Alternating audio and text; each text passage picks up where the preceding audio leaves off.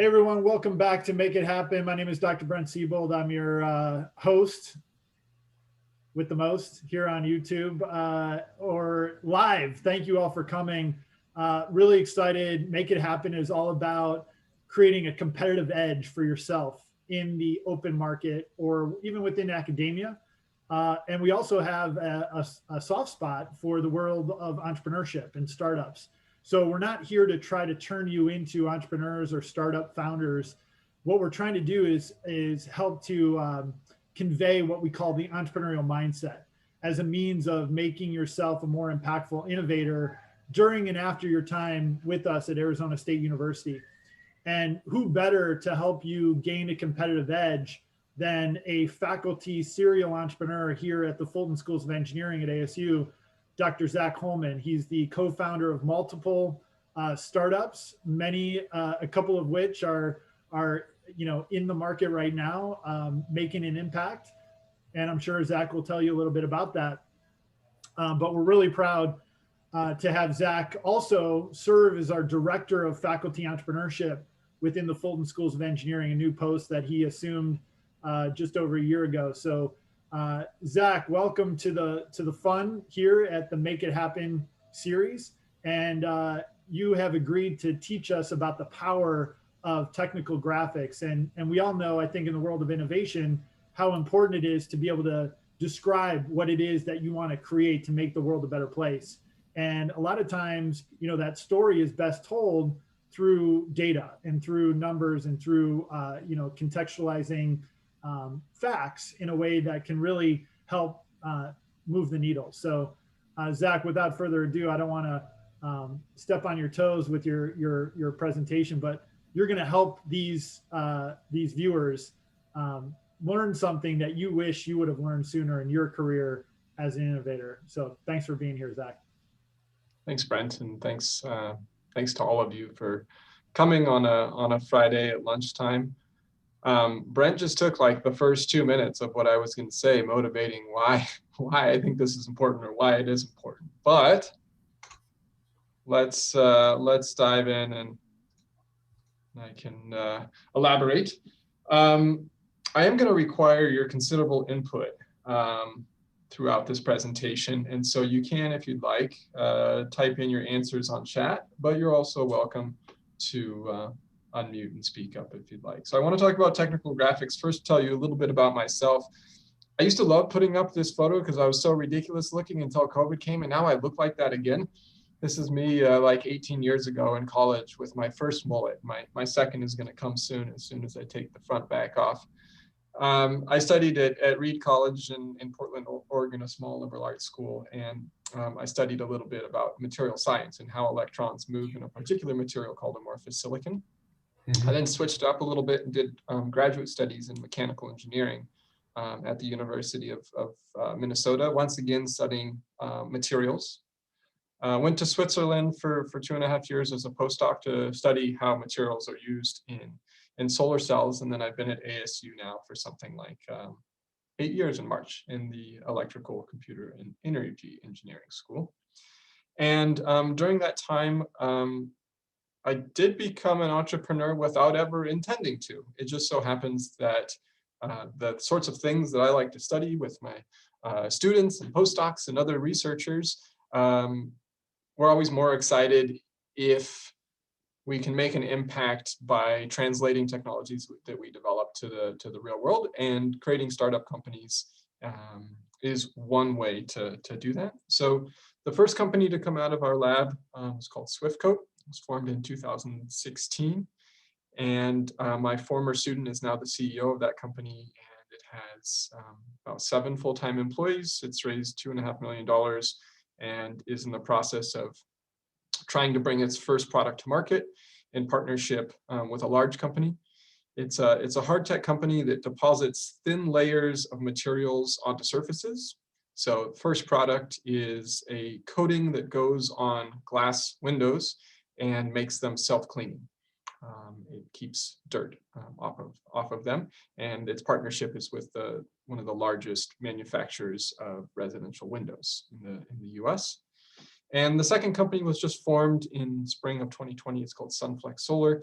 It's a solar module company bringing a new technology to the market to increase the efficiency and decrease the cost of solar modules. And it also has a partnership with the manufacturer to do that. So I'm going to be taking some examples towards the end of this short talk from these companies, but I'm also happy to answer any questions you have using specific examples from both of these, which are very much in the hardware space and the engineering driven technology companies. Both these companies were successful in getting the first funding from pitches and from business plan competitions, which all of you have access to through ASU and nationwide. SwiftCode, my student started with ASU competitions and then went on to compete at the Rice Business Plan competition, which Brent might have told you about. It's coming up. It's a big national competition for graduate student founders in that case. And Sunflex Solar competed at what's called the American Made Solar Prize competition that was hosted by the Department of Energy. And it's a surprising amount of money that one can win in business plan competitions to get your venture off the ground without pitching to investors and raising equity funding. So SwiftCode, I think, won about $180,000 in business plan competitions, and Sunflex Solar won about $650,000 in this prize competition, all equity free. And you better believe that in those pitches, in those competitions, graphics matter, right? All that you have to show in those competitions is what you can put on slides and say out of your mouth. And so graphics matter to the tune, in this case, of hundreds of thousands of dollars. I think that most of you are in some stage of preparing a pitch, giving a pitch, thinking about doing that as you advance your venture. So I hope some of the things that we talk about here will be helpful for you. I do want to say that there are all sorts of graphics, and some of them are very simplistic, and they should be, but I want to spend a few minutes talking about the detailed engineering, deep graphics that have data on them. This is a figure taken out of a published paper. You could imagine it going on a slide in a presentation. And so I'm going to ask you, tell me your reactions to this. You're first looking at this. You have no idea what I'm showing you. What are you thinking? What's the first things that come to into your mind as you look at this?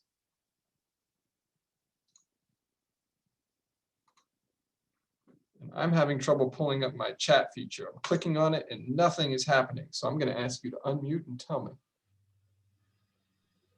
Complicated, complex, boring.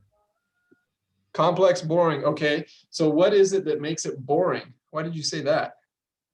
Difficult to comprehend. Hard to comprehend. Why is it hard to Because I comprehend? don't Why really is it know. complex?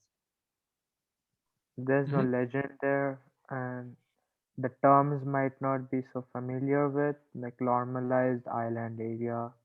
Okay, so you don't know what the axes labels mean. There's no legend. What else? This could be really important to somebody's company, by the way, right? Like this could be the value of a new technical product shown in a graph. So tell me more. There's no color or pizzazz to these slides. Okay, so you find them, this goes back to the boring. There's no color in them. Great. We don't live in a monochromatic world that's black and white, so we do like to see color. What else? What I don't like about them is there's a lot of data. You've taken a lot of data and you've given us some information, but there's no intelligence. And what are we supposed to, if we had the intelligence, what are we supposed to do with it? Thank you. That's a great one. So more is not more necessarily. Data, especially in a pitch, when you're moving from slide to slide in 30 seconds or less, each slide needs to have a message. The message should be able to fit up at the top in your header. You should be able to write it in whatever the 10 words are that you have up there, and the data is emphasizing or supporting or validating that message. Here, there's a lot of data. There isn't any message necessarily. I think that's what John was saying. Anything else? Yeah, I guess overall in the pitch, your overall pitch ought to say something like message, action, details, evidence, and not flip it upside down and start with all the BS and then at the very end get to the message. So, what's the message? What's the action? What am I going to do? What are you going to do? And then you get into the details and evidence and that sort of thing. The evidence probably not included in the pitch, in a verbal pitch, but maybe in a written pitch. Okay, and I have dropped you right into the middle of perhaps someone's pitch with a lot of data, too much per slide. We've talked about it being only black and white. We've talked about not being able to understand necessarily what the axes mean, etc. Let's look at a few more, and then we're going to develop some guidelines. So how about, sorry, it's a little bit blurry here. Screenshot didn't turn out so well. How about this figure? What are your thoughts here? It's a little better because there's some color, but it still doesn't really have a title, and it doesn't give any context for what's happening. So it's still difficult to understand and connect to. Okay, so we're missing context. There was a question about a title. Like we can also say like what John said earlier, like what are we supposed to do with this data? Like it's just Sure. showing us, but what are we supposed to do with it? We don't know. So in a pitch, I would think that you'd want to try to use a little bit of animation and build it really quick, because there's just a lot there, and that's okay, because like you said, this may be the essence of whatever it is you're trying to get across. But you need to build it up, because you're looking at it trying to figure out, it's just a little too hard, and you don't want your audience trying to do that for you. They might draw the wrong conclusions when they try to build it up. Okay, I'm gonna try to distill a couple things out of what John just said. One was, there's a lot here. That was a comment on the previous slide as well. A lot here. You know what's problematic about that? Our eyes don't know where to look. Right? There's too many things here that we could possibly look at, and we don't know where to start. And so what John also just said about this build it up process is make sure when using graphics that you give your audience only one place to look, and that you direct their eyes to what you want them to see. And one way to do that would be with animation. For example, you could have a plot that has only one set of data on it, say something about it, and then on the next slide, add another plot add another line of data on the same plot, etc. If that's what you needed to do to show your message. A couple other things about this, if you've had a little bit of time to look at it now, as we've discussed, there are these horizontal colored lines, and I don't know what they mean, and I've looked at this plot for a long time prior to this. That's not evident. We don't know what R is, and while it's possible that if this originally appeared in a written document instead of slides, which it did in this case, that was described in the figure caption. However, particularly in a pitch, but even in written documents, do not demand more of your audience's attention than you must. Try to make it as intelligible as possible without having to look back and forth between the graph and the caption, for example. So I've got, I think, one more example, maybe two more examples here. This is another set of figures, once again from a written document. And what is your impression of this when you first see it? I understand that there's too much information for one slide for a pitch. I think we've talked about that for the other ones. What do you see here?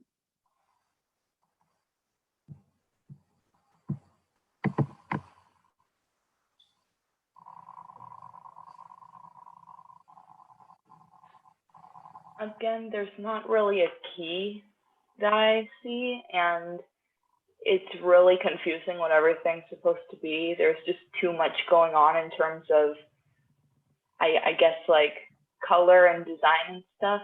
It's like they kind of just threw everything at the board and hoped that it would all make sense together. Any other reactions? There are no titles at all.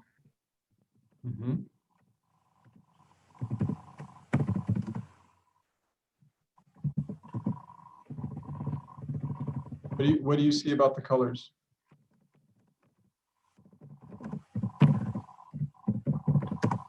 These are too much attractive. They're too attractive?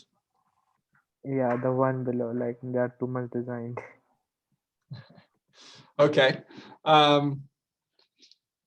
one thing that I notice when I look at this is that the same colors are used for different parts of these relatively complicated figure sections, suggesting to me that they're supposed to relate to each other in some way. Now, this is a complicated figure, but you could imagine that if this somehow related to this section, somehow related to this section, and different colors were used, it would be more complicated still. So I think that the authors of this particular figure have tried to take some pains to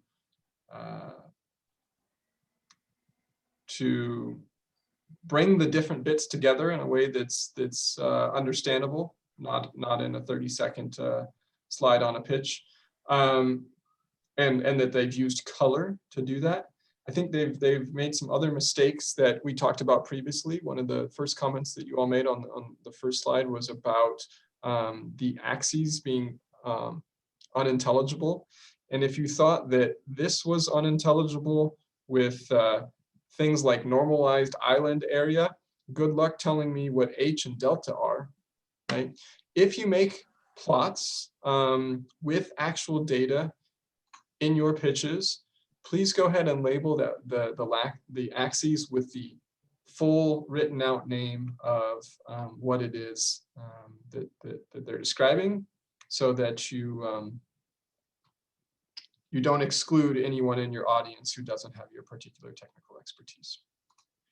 Okay, so with all of these examples in mind, I think we've identified a lot of things that we don't like, and by flipping those on their head, we can think of things that we do like. We do like color. We do like simplicity. We like omitting all of the things that we don't need, more is not necessarily more, that they can clutter a slide in a plot. We like labeling the axes clearly. We like having a title. A title doesn't necessarily have to sit above the plot. The title can be the title of the slide, especially if there is only one plot on the slide, which is a good idea. Having not very much information per slide is great when you're putting together a pitch.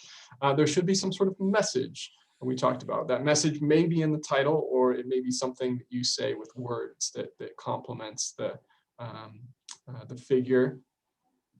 I think those were our main messages so far. So now let me give you a couple of examples. I'm going to skip this slide from slides from SwiftCode that I've used in presentations. So this is one of them. This is not a graphical figure, but it leads into the next one, which is a graph. This is a graphical representation of a product. It's a solar module product, and half of it is shown with the PhotoClean PV coating, and the other one is shown without. And there's a magnified view of what this looks like with each label, each layer individually labeled. There's some summary over here of what the point is, or what the takeaway is from this slide and from this figure. It's photocatalytic cleaning plus anti-reflection. That's what we want the viewers to take away in this case. And there's some relatively small amount of text. You want to limit your amount of text per slide and use your words in your pitch that are highlighting some things that we want the viewers to take away. And I use that primarily as a lead into this slide. So here is, once again, we're back to looking at data, but this time I think it has a lot of features that are more desirable and what we would hope to see in a pitch. So looking at this, please tell me what you see, and it's okay if you're critical, that's perfectly fine.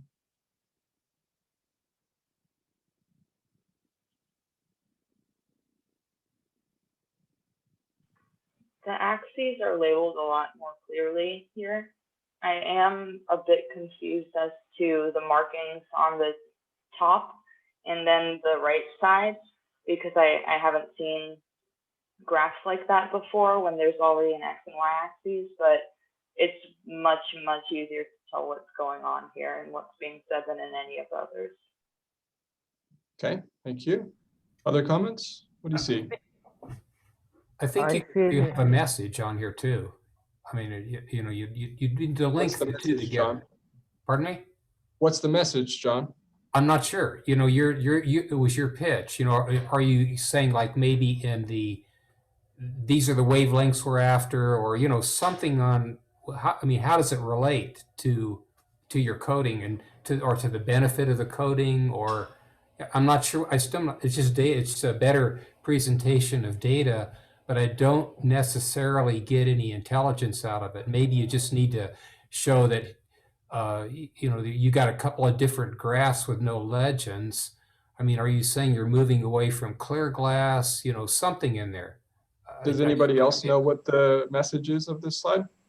It looks to me like the message is that when compared to the other leading coatings that are available for solar panels, that your Swift coat outperforms them between the 400 and 700 nanometer wavelengths.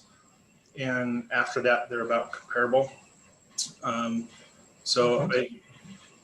That's kind of the take I get. I like it because you're doing a really quick comparison with a lot of different products. By putting all the different products that are not yours in the light blue, and then having the red with the photo clean, it really makes it pop and stand out from the other data. Great observation. Thanks, Gabe. And this was purposeful. So if we go back to some of these other graphs, John and many others remarked that there's too much data. Like let's look at, for example, these ones again. Too much data, we don't know what the message is. But I'll tell you what, if one of those lines, let's say on this bottom plot here, was red and all the other ones were black, all of a sudden we would have something to look at and we would know there was something important about it. We wouldn't know what it was. Remember, John was just asking what the message is. We wouldn't know what it was without additional information, but we would know there's something different there. And so it is with this plot as well.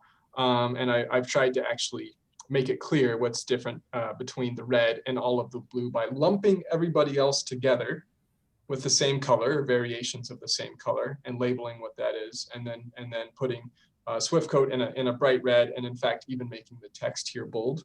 I still don't think we've entirely answered John's question of, wait, what is the message? So Gabe has actually looked at the plot and drawn conclusions about the relationship of this line to the other lines and these wavelength regions and then those other wavelength regions. Anybody else suggest what the message is? After listening to Gabe, I think the message is you show a 3% gain for Swift code, and everybody else is around 2.5, say, on the average. So you could say that the Swift code is a 50% improvement or something like that, with an arrow or something like that to show, you know, the gap between, or the improvement between the lumped commercial and the Swift code. I drew the conclusion by saying, okay, you got about 3, the commercial is about 2, that's about a 50% improvement. So I drew that message, that conclusion myself, but it may be the wrong one. And Raul has raised his hand. Raul, did you have something you want to say? Yeah, I just want to, I guess I want to piggy off Mr. John, because I am getting the sense that the 3.1% is notable, but I'm thinking whoever's doing this presentation, I feel like they're trying to say it's almost as good. So I feel like maybe they're gonna have a different edge they want to talk about later in the presentation. Like look at our competitors. We're a little better or just as good, or we're more affordable, or we're more cleaner, or we're more efficient. Or I feel like they're gonna have like their differentiation post like coming up, or maybe they already said it and then this is them showing, like proving it. Like, look, we're just as good, but we're faster, we're cheaper, or whatever sets them apart. Okay, interesting. So we've got Gabe pointing out different wavelength regions. We've got John saying maybe 50% better based on these numbers. We've got Raul saying maybe just as good. I can tell, and I love it, that I'm in a group of engineers. Did anybody look at any place on the slide besides the graph?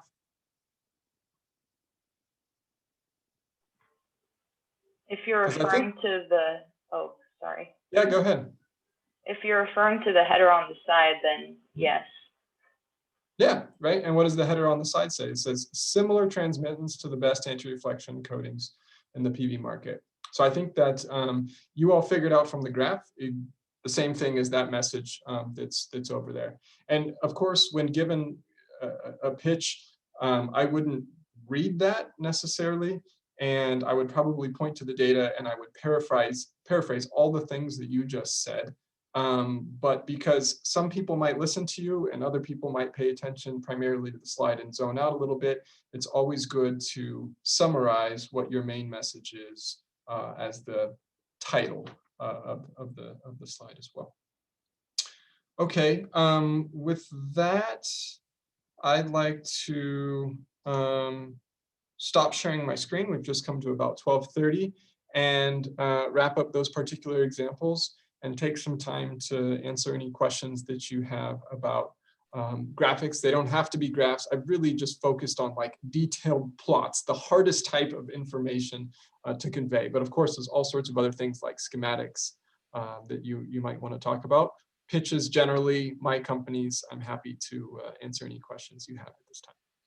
Great, thanks so much, Zach. Before we transition into Q&A, just wanted to formally acknowledge how busy you are, and you've got a lot of things going on between classes, research, startups. We're really thrilled to have you here for an hour here on a Friday afternoon to share your expertise in this domain. So on behalf of everybody in the Make It Happen family, thanks so much, Dr. Zach Holman. Appreciate you being here. Absolutely my pleasure. We'll see you next time.